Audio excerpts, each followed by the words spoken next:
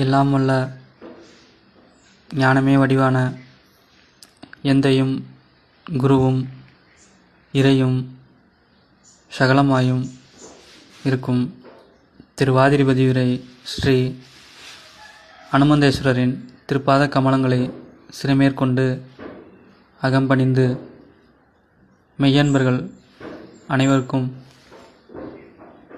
எனது வணக்கங்களை உரித்தாக்குகின்றேன். நாம் ஸ்ரீ அனுமந்தேஸ்வரர் ஆலய பிரபஞ்ச ஞான சபை வாயிலாக குறளை தொடர்ந்து சிந்தித்து வருகிறோம். அதன்படி 3ஆம் குறளுக்கு செல்வதற்கு முன் முதல் 2 குறள்களையும் சிறிது மறுவிளக்கம் செய்ய விளைகிறோம்.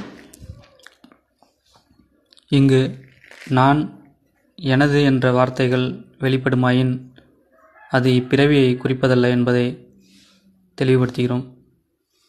நான், எனது என்பதை விடுத்து இப்பிறவியை இறையிடம் ஒப்படைத்தாயிற்று.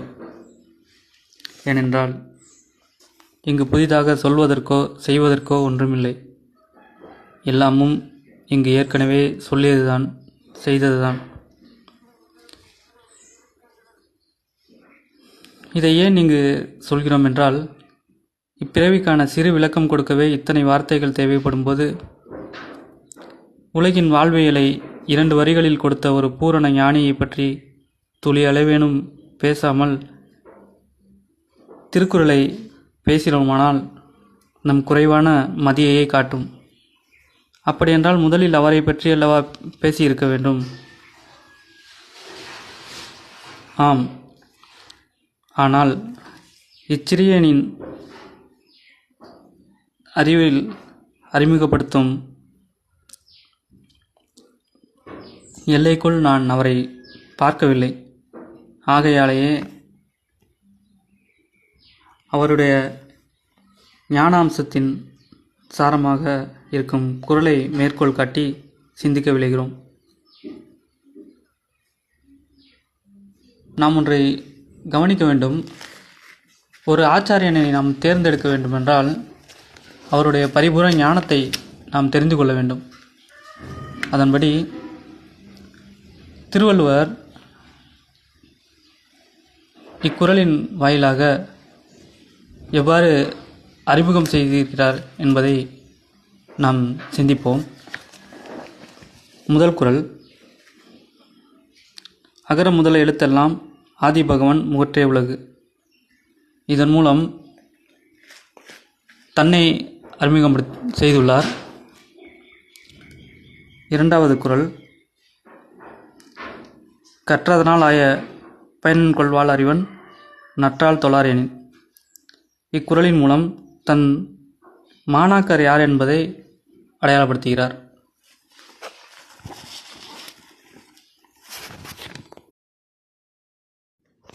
சரி, அப்படியென்றாலும் அவர் பாடியது கடவுள் வாழ்த்தை அல்லவா?